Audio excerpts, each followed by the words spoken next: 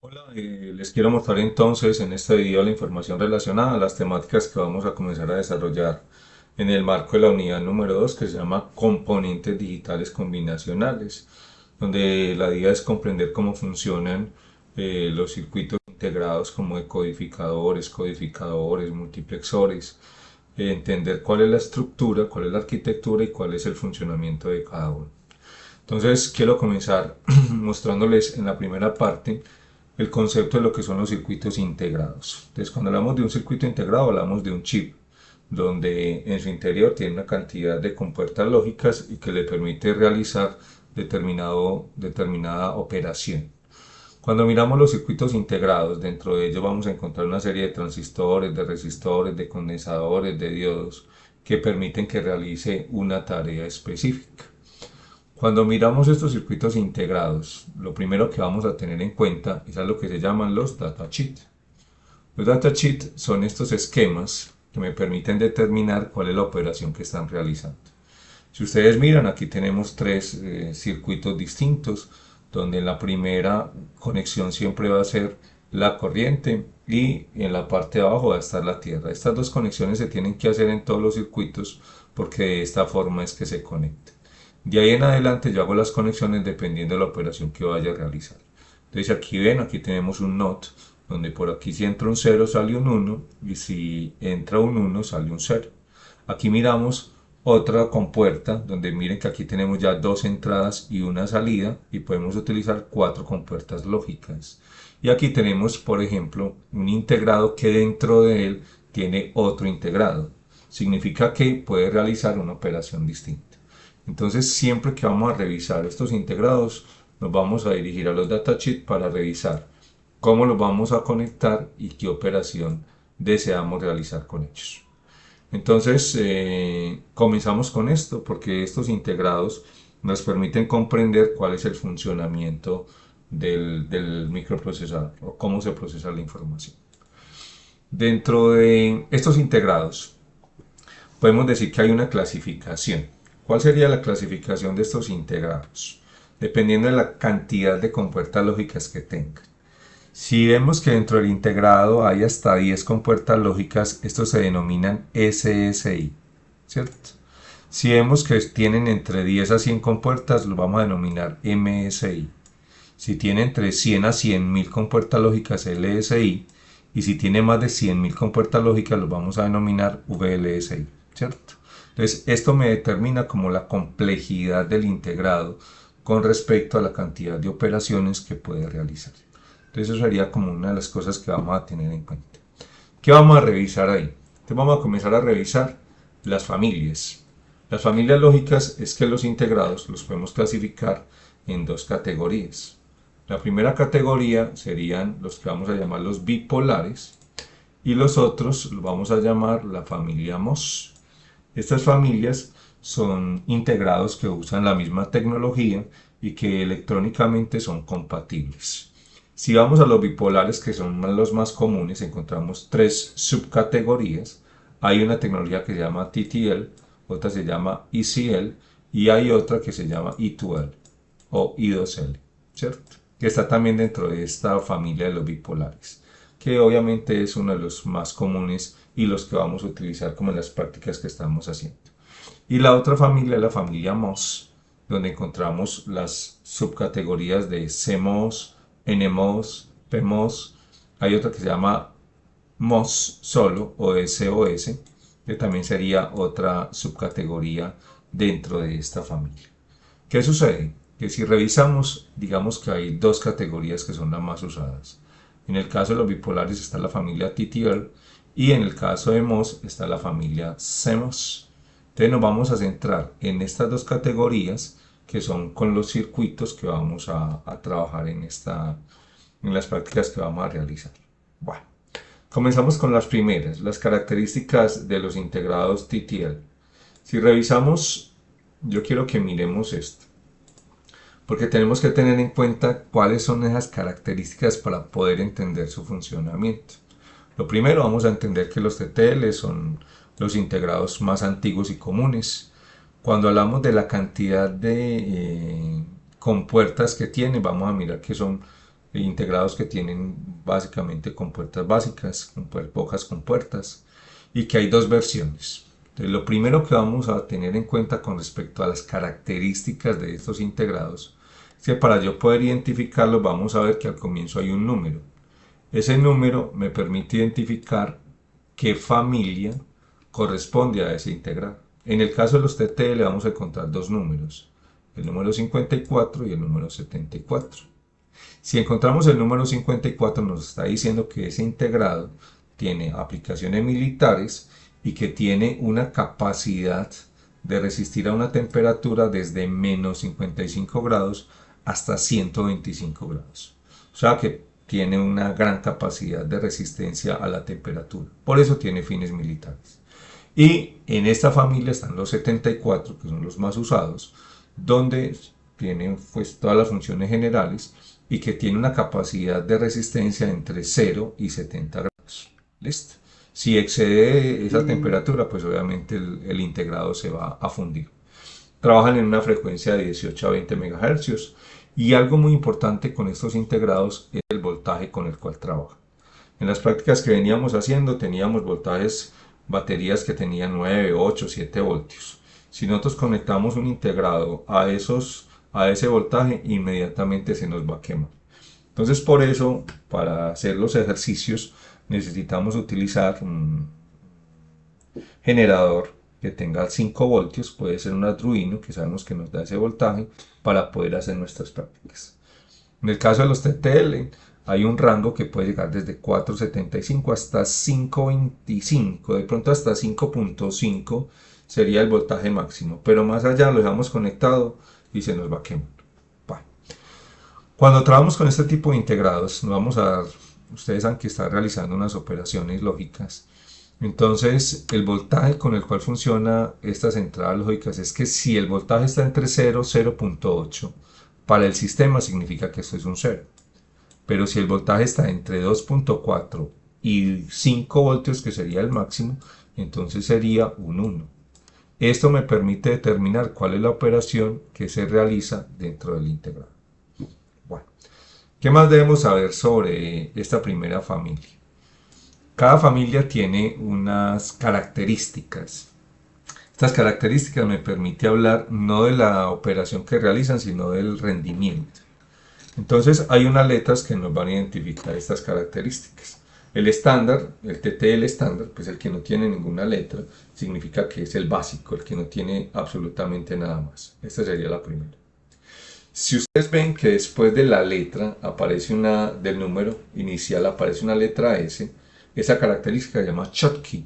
Schottky habla un poco del rendimiento, donde se optimiza el funcionamiento del sistema, o sea que lo hace de una manera mucho más eficiente. Hay otra característica que es low, o sea, baja potencia, que me permite pues obviamente trabajar con potencias mucho más bajas. Hay algunos integrados que tienen las características LES, que es Schottky de baja potencia, que une estas dos características, o sea que es Schottky y que también funciona a baja potencia. Los que tienen la característica H es High Velocity, o sea alta velocidad, Schottky avanzado y el último es Schottky de baja potencia avanzada.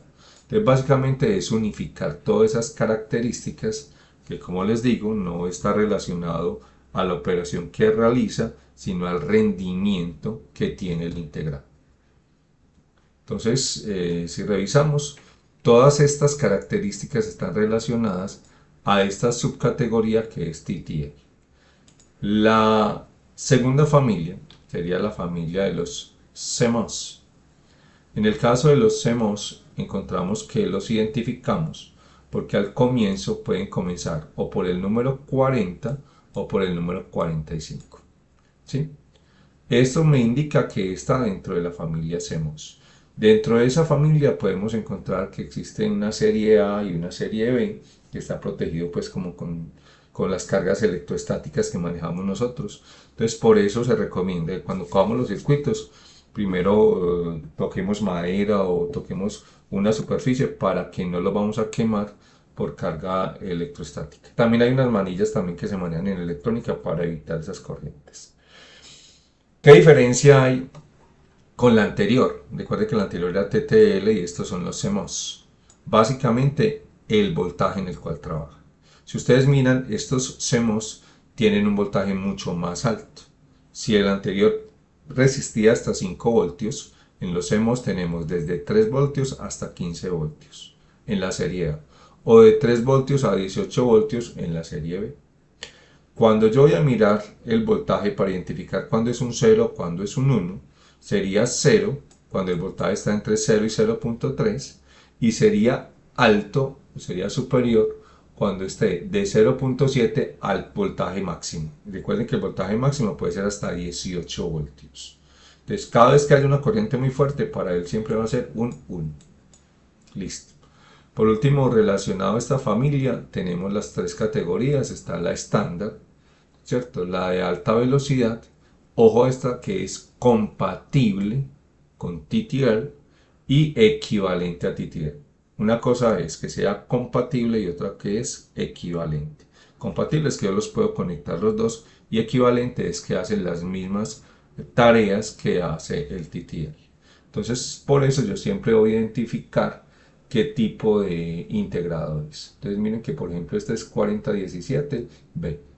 Yo miro en el integrado cuáles son las características que tiene. Listo. Teniendo en cuenta esto, lo que vamos a aprender es el funcionamiento de esos integrados. Cómo funciona un decodificador, cómo funciona un multiplexor, cómo funciona un almacenador, un flip-flop que es para almacenar memoria. Todos esos integrados son los que tenemos que aprender a trabajar. ¿Cómo vamos a mirar esto? Entonces comencemos con el principal, que es el decodificador. Bueno, antes. Los circuitos los podíamos clasificar como en tres categorías. Cuando hablamos de la lógica combinacional, es que dependiendo de la combinación es el resultado. Entonces, en las funciones lógicas tenemos los sumadores, los sustractores, los comparadores, las aritméticas. Los que nos permiten transmitir datos, que son los multiplexores. ¿Acaso vamos a esto? Así me lo voy a ampliar. De multiplexores, codificadores y decodificadores, pero también tenemos convertidores de código que nos permiten como convertir entre distintos sistemas, que es una de las operaciones que debemos aprender a realizar. Bueno, vamos a mirar el funcionamiento del codificador. Entonces, cuando miramos un codificador es simplemente un integrado que lo que hace es convertir señales que para nosotros es decimal y él lo convierte a número binario. Básicamente lo que hace es una traducción entre dos sistemas. En este caso de decimal a binario y sería decodificado si lo convierte de binario a decimal. Si revisamos estos integrados, lo que tienen una cantidad de entradas que me dicen el número decimal y unas salidas que me dicen cuál es el número en binario. Cuando miramos el codificador, simplemente el codificador, por aquí están entrando unas señales. Entonces, en el caso que aquí me entre un 1, me está diciendo que el decimal que está representado es un 3. Significa que miren que este bit vale 1, este vale 2, este vale 4, este vale 8. Implica que el número que va a salir sería un 1 acá y un 1 acá. Y aquí sería un 0 y un 0. ¿Ya? ¿Por qué razón? Porque me está diciendo que el número que estoy decodificando es un número 3. Cuando yo tengo varios números, entonces por ejemplo si me está entrando un 5, un 1 y por el 3 también, todos estos integrados funcionan por prioridad. ¿Qué significa? Que siempre el número más significativo, más alto, es el que se va a representar. Si aquí hay un 1 en el número 5 y aquí para abajo, lo que dice Don't Care en la tabla de verdad, no representa absolutamente nada. Significa que de ahí para abajo no me interesa el resultado. Sería el 5, entonces sería aquí un 1, aquí sería un 4, y aquí sería un 0, y aquí sería un 0. ¿Qué es lo que sucede? Que cuando yo voy a determinar la cantidad o el tipo de codificador que estoy utilizando, voy a utilizar la fórmula que dice que 2 a la n me va a determinar el número de entradas que tiene el circuito, ¿cierto? Teniendo en cuenta que la n es la cantidad de salidas. En este caso, este sería 16, el que estoy haciendo el dibujo. Pero si yo le coloco 2 a la 3, que serían 3 salidas, entonces significa 2 a la 3 que el número de entradas serían 8 entradas. Esto me permite calcular como cuál es el tamaño del codificador que estoy haciendo. Cuando estoy mirando la codificación de estos integrados, Tengo que tener en cuenta que hay varias variables. ¿Qué pasa con eso? Que hay algunos integrados que están programados para que funcionen con lógica negativa. ¿Qué es lógica negativa? Si hay una lógica negativa en la salida, ¿qué significa? Que la salida es negada. Se representa por estos círculos que están ahí. Si la salida es negada, ¿qué representa? Hombre, que si yo estoy aquí representando el número 7, mire que aquí no está negada en la salida. Me está diciendo que la salida va a ser, ojo, como es negada, el número normal sería 7, si fuera normal sería un 1, un 1 y un 1 acá, ¿cierto? Sería 4 más 2, 6 más 1, 7. Pero como es negada, y aquí iría un 0. Pero como es lógica negada, entonces aquí saldría un 0, aquí saldría un 0, aquí saldría un 0 y aquí saldría un 1. ¿Sí?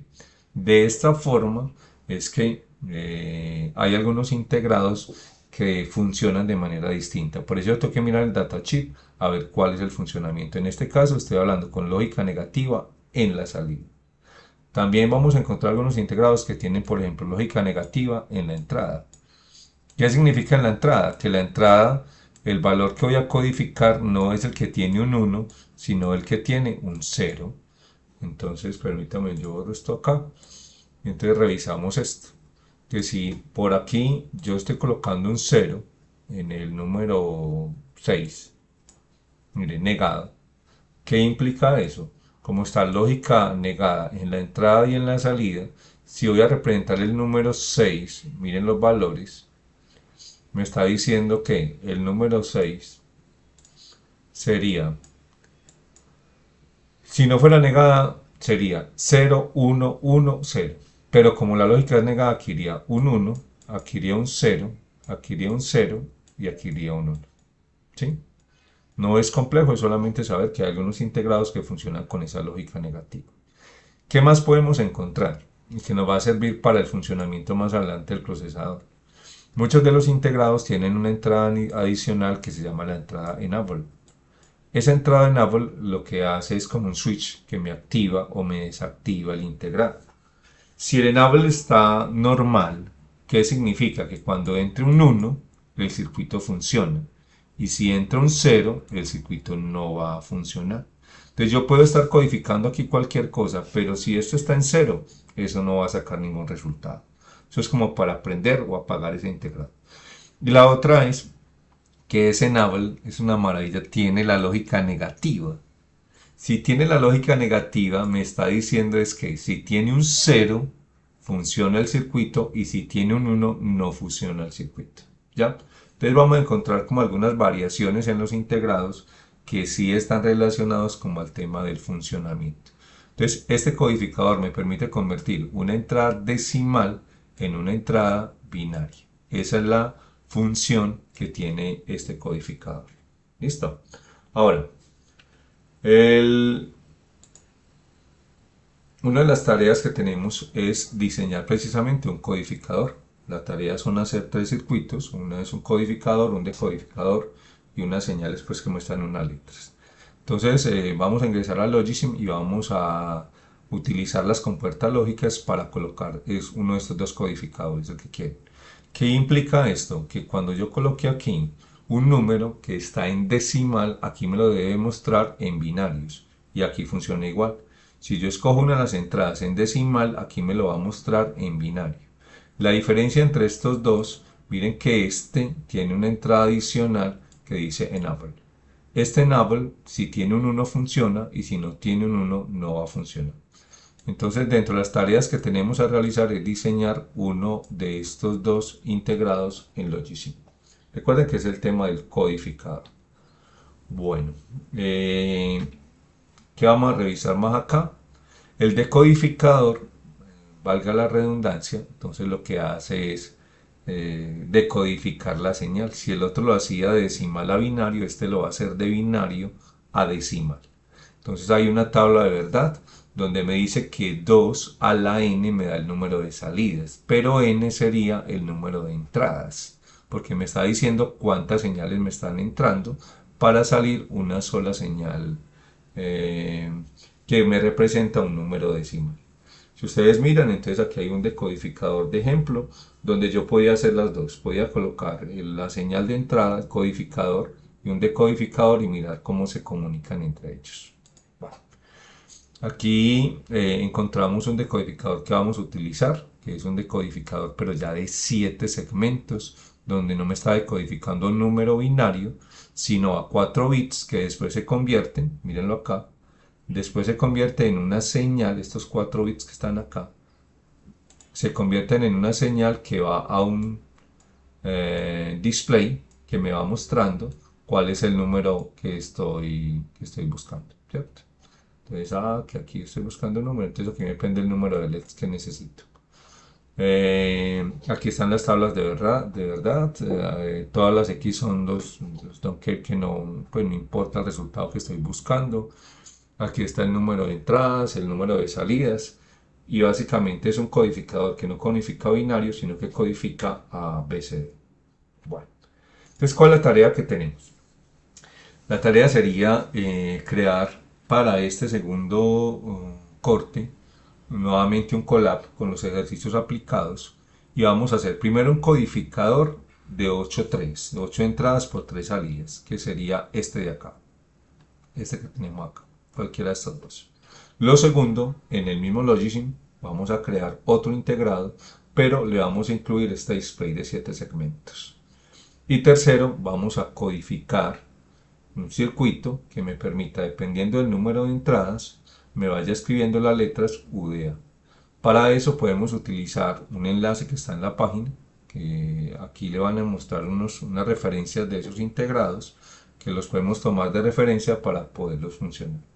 La tarea está montada ahí en el aula de UDI arroba, ahí pueden montar el enlace, entonces voy a estar muy pendiente de cualquier inquietud que tenga. Muchísimas gracias a todos y espero que esta información les sirva de ayuda para el desarrollo de la temática.